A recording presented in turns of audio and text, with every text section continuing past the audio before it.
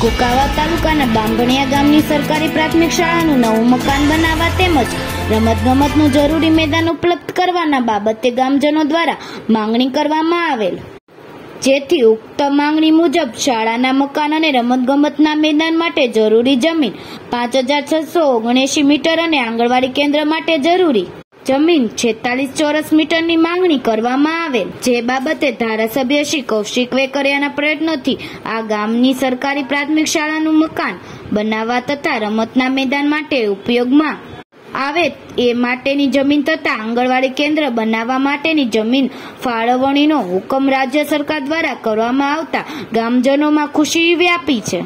આગામી દિવસોમાં આ જમીન ઉપલબ્ધ થતા ગામમાં સરકારી પ્રાથમિક શાળાનું નવું મકાન અને આંગણવાડી કેન્દ્ર બનાવવા કામનો આરંભ થશે.